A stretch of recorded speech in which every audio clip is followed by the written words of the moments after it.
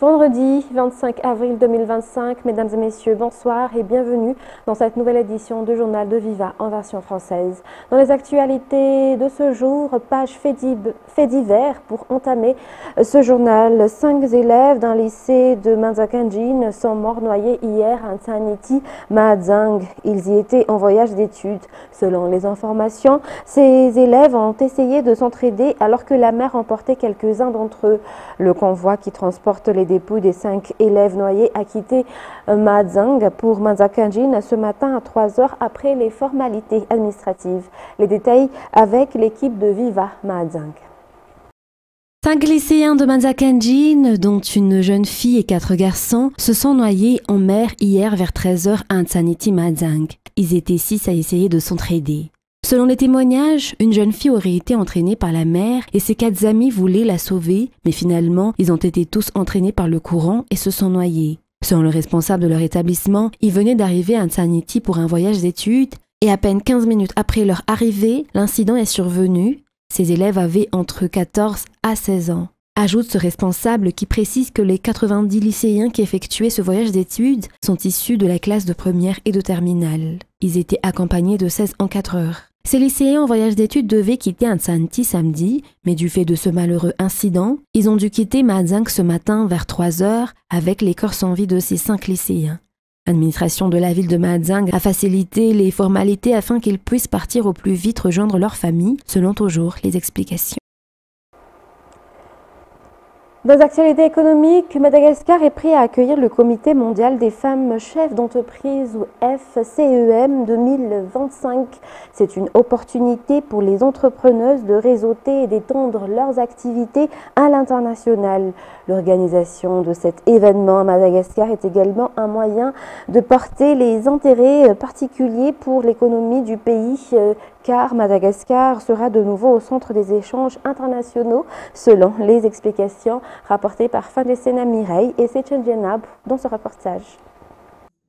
À 3 jours de la grande conférence internationale du Comité mondial des femmes chefs d'entreprise, les femmes d'affaires locales se disent prêtes.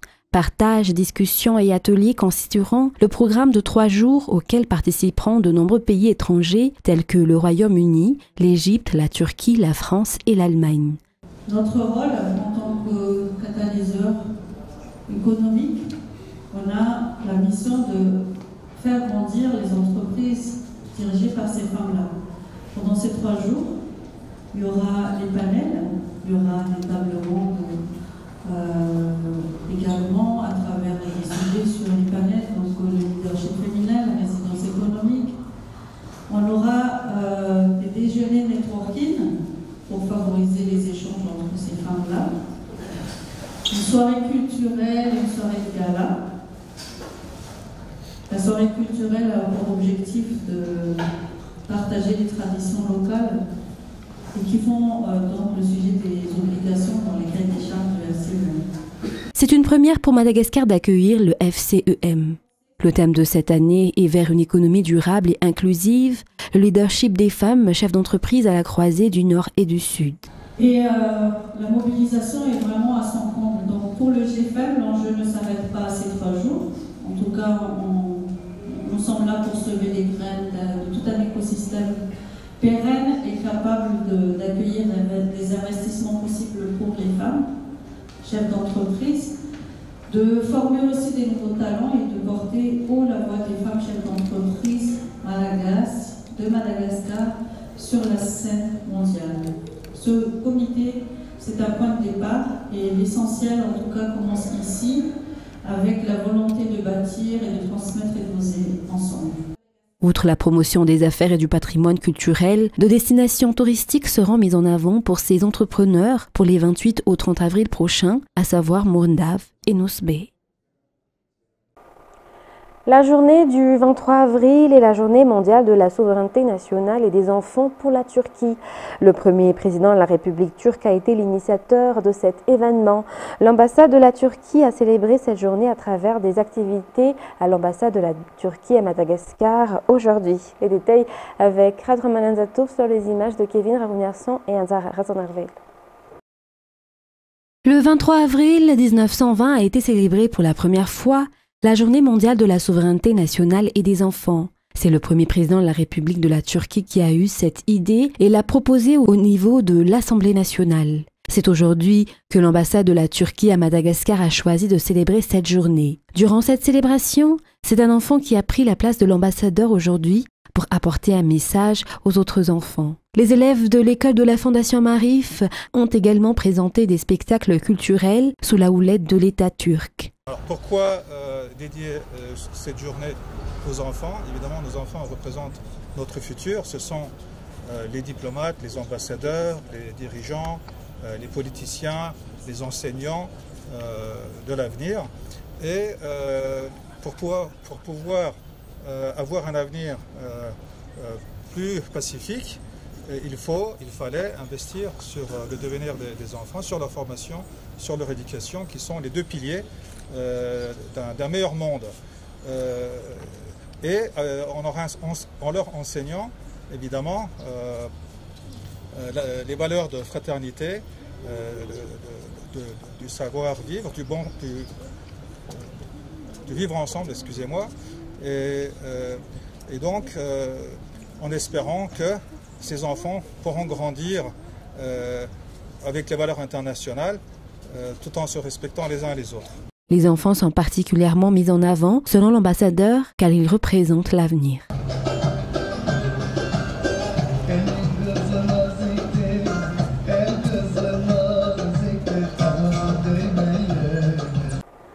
Dans les actualités de ce jour également, les autorités au niveau du district d'Avaradjan, notamment les élus, les hauts responsables ainsi que ceux des services publics, ont tenu une assemblée générale aujourd'hui.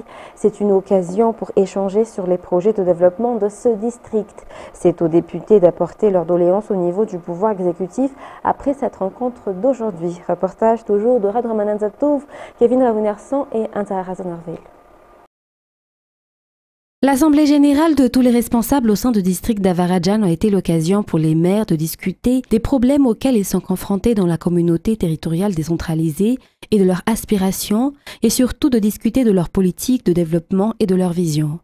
16 communes du district et des responsables des services publics s'y sont réunis. Le maire de la commune qui a accueilli l'Assemblée générale d'aujourd'hui a déclaré que les maires partagent la même vision en matière de développement de leur localité. Le chef du district a déclaré que de telles réunions auront lieu tous les 2 mois. L'objectif est d'améliorer l'administration publique au sein des communes et de permettre à chacun d'apporter ses idées sur les sujets de développement à discuter. Les députés porteront ensuite les résolutions de la réunion au niveau du pouvoir exécutif. Les domaines de l'éducation, de la santé, de la protection sociale et autres secteurs qui impactent la vie quotidienne de la population ont été abordés lors de cette réunion. Et dans la page publi-reportage de ce jour, Ravnal Airport entend offrir une meilleure qualité de service aux passagers et aux compagnies aériennes en visant l'amélioration continue de ses infrastructures. Dans ce cadre, des travaux de rénovation sont en cours à l'aéroport international d'Antananarive, notamment au niveau des arrivées nationales, en collaboration avec des entreprises reconnues pour la qualité de leur travail.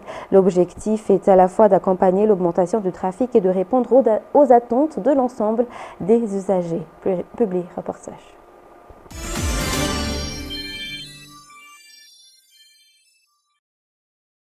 Ravnala Airport a pour mission de financer, de rénover et de moderniser les aéroports internationaux d'Antananarive et de Nosbe, de les mettre en conformité avec les normes de sécurité et de protection de l'environnement, d'assurer la maintenance et d'améliorer en continu la qualité des services aéroportuaires.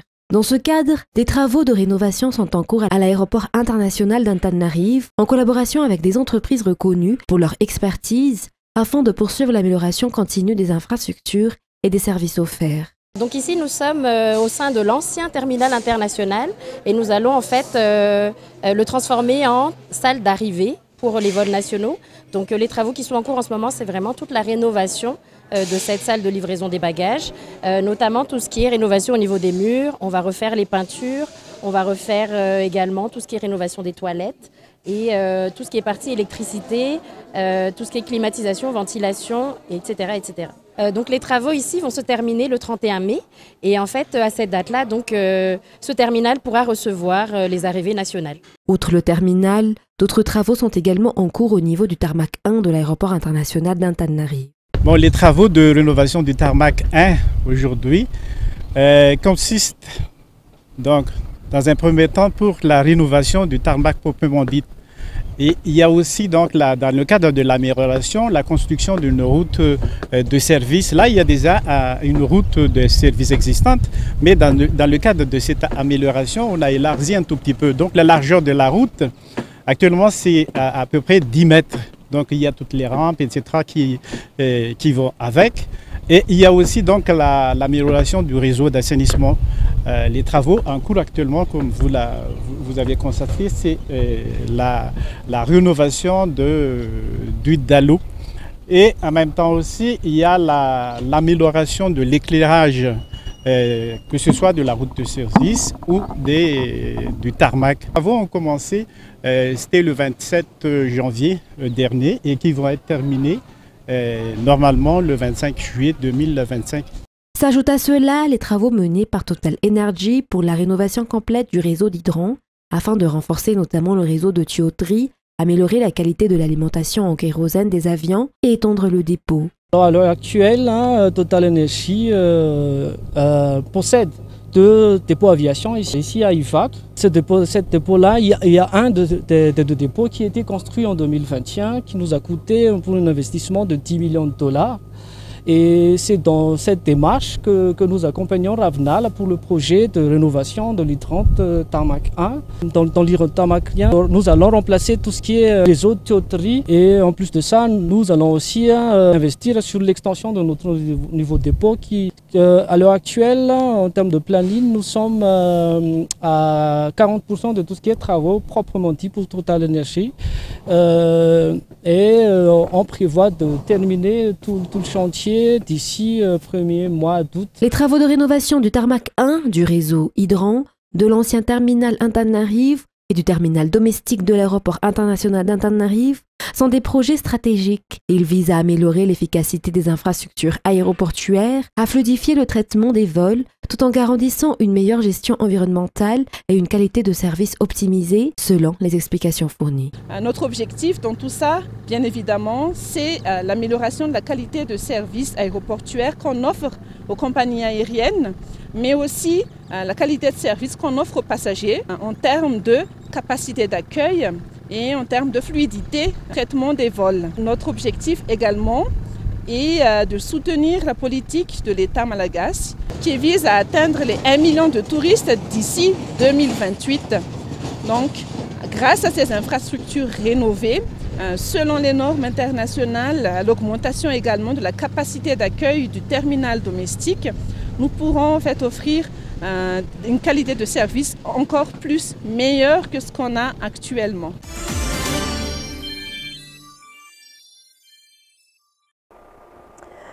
Dans le reste de l'actualité locale, la technique agricole Fumvuza sera vulgarisée et intégrée dans le programme des écoles publiques de la Grande Île. Elle sera appliquée sur les petites superficies et qui correspondent aux besoins des établissements. Ainsi, cette technique agricole aidera les cantines scolaires. En conséquence, le ministère de l'Agriculture et de l'Élevage et le ministère de l'Éducation nationale collaboreront pour mettre en œuvre ce projet. Reportage signé Aniana Martina et Sechanjena. La technique agricole Fumvuza, qui est actuellement vulgarisée dans le pays par le ministère de l'Agriculture et de l'Élevage dans tout Madagascar, est une garantie dans la lutte contre la malnutrition, qui est une étape majeure vers l'autosuffisance alimentaire et pour améliorer la production dans le pays. De plus, cette technique se concentre sur de nombreuses cultures, telles que le riz, le maïs et bien d'autres, qui ne nécessitent pas une grande superficie et peut produire de bons rendements, selon le ministre de l'Agriculture et de l'Élevage. Ce ministère travaille déjà dans la diffusion de cette technique agricole au niveau de toutes les régions. Ce projet sera dorénavant mis en œuvre au niveau scolaire. Les élèves cultiveront des potagers au sein de l'école même. Ces cultures pourront avoir de bons produits à moindre coût pour le repas quotidien des enfants, selon les explications. Une signature de partenariat a été effectuée entre le ministère de l'Agriculture et de l'Élevage et le ministère de l'Éducation nationale pour la vulgarisation de cette technique agricole Fumvuza dans le programme des écoles publiques de la Grande Île. Le nouveau bureau du SINEM ou Syndicat national des agents fiscaux de Madagascar se concentrera sur l'amélioration de l'environnement de leur travail, l'obtention de bons résultats et surtout sur les ressources humaines.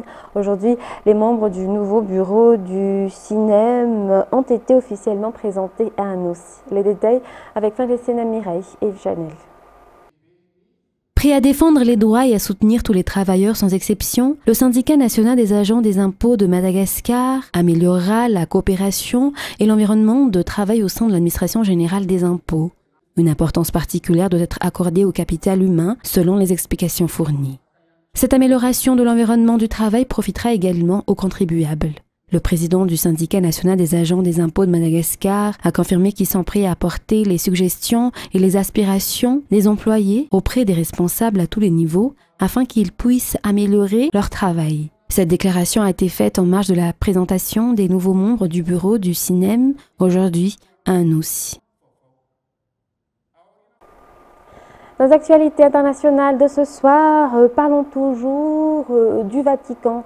Le nouveau souverain pontife sera élu par 133 cardinaux dans les prochaines semaines. Le conclave ne se tient pas directement après le décès du pape pour respecter les nombreux protocoles. Il devrait avoir lieu au début du mois de mai. C'est détail avec France 24. Parmi eux se trouve peut-être le futur souverain pontife. C'est leur 4e réunion depuis la mort du pape François lundi. Plus d'une centaine de cardinaux se sont de nouveau rassemblés vendredi sous la direction du Camerlingue, le cardinal chargé de la gestion quotidienne du Saint-Siège, en attendant l'élection d'un successeur au pape François. Dans l'Assemblée, ceux âgés de moins de 80 ans sont les cardinaux électeurs. Ils se réuniront bientôt en conclave pour choisir le successeur de François. Aucune prédiction. L'heure est encore aux discussions et pas aux décisions. Comme eux, ils seront 135 cardinaux électeurs à participer au conclave. Sa date n'est pas encore déterminée. En vertu des règles du Vatican, il doit s'ouvrir entre le 15e et le 20e jour après le décès du pape, soit entre le 5 et le 10 mai. Les cardinaux se réuniront dans la chapelle Sixtine. Lors de la première journée de conclave, un seul scrutin est traditionnellement prévu. S'il n'aboutit pas d'emblée à l'élection du futur pape, les jours suivants pourront compter jusqu'à 4 scrutins quotidiens.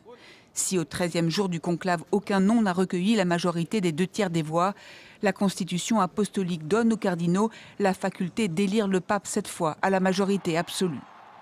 Le résultat de l'élection est alors annoncé par la fameuse fumée blanche s'échappant de la cheminée de la chapelle Sixtine, puis par les cloches de la basilique Saint-Pierre.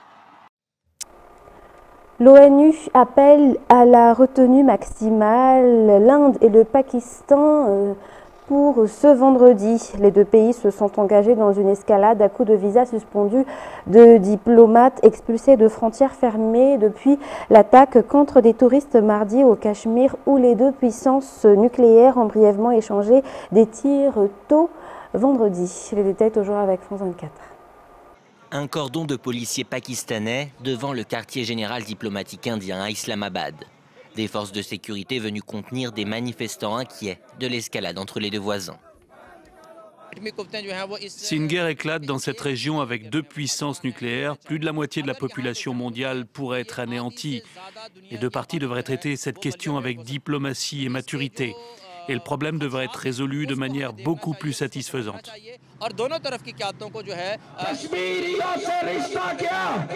Manifestation aussi à Lahore après une série de sanctions annoncées par l'Inde.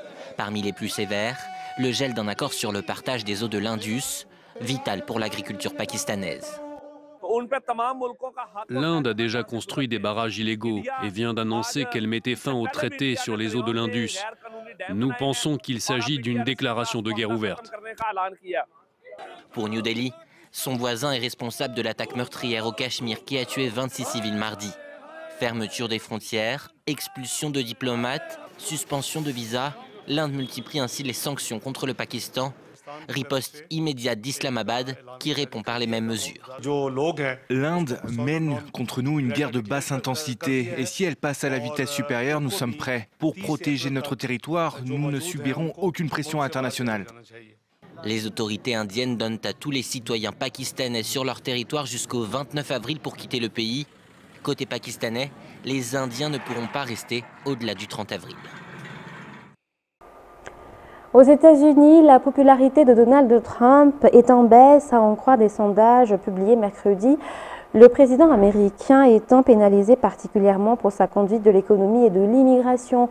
Selon un sondage de Fox News, seuls 44% des Américains sont satisfaits de leur président, un score inférieur à celui de ses prédécesseurs. Mais de quoi l'inquiéter, Donald Trump pense déjà à un troisième mandat, comme le prouvent les goodies Trump 2028 vendus dans sa boutique en ligne. Le point, toujours avec France 24. À l'entendre, Donald Trump est l'un des présidents les plus populaires de l'histoire des États-Unis. Mais pour le républicain, les mauvais sondages s'enchaînent à l'approche du cap symbolique des 100 jours à la Maison-Blanche. Dernier exemple en date ce jeudi, avec cette enquête de la chaîne conservatrice Fox News, selon laquelle seuls 44% des Américains sont satisfaits de leur président. Un score bien inférieur à celui de ses prédécesseurs à la même étape de leur mandat. Pas de quoi inquiéter le milliardaire, qui a lancé un appel sans équivoque aux propriétaires du média. Rupert Murdoch me dit depuis des années qu'il va virer son sondeur menteur et anti-Trump de Fox News, mais il ne l'a jamais fait. D'après ce même sondage, près de 60% des Américains sont mécontents de la gestion du coût de la vie et de la politique commerciale de Trump, des sujets sur lesquels il a souvent rétro-pédalé après des annonces spectaculaires. Ces dernières semaines, d'autres enquêtes le créditent d'environ 40% d'opinions favorables, mais montrent le soutien indéfectible dont il bénéficie chez ses partisans. Pour fêter ses 100 jours au pouvoir, Donald Trump tiendra un meeting mardi dans le Michigan. Mais le républicain voit bien plus loin, comme en témoigne sa boutique en ligne, qui vend déjà des vêtements portant l'inscription « Trump 2028 ». Tout sauf anodin, alors qu'il a déjà fait part de sa volonté de briguer un troisième mandat, au mépris de la Constitution américaine. Mesdames et messieurs, c'est la fin de ce journal. Nous vous remercions de votre fidélité. Très bon suite de programme et très bonne soirée sur Viva. Au revoir.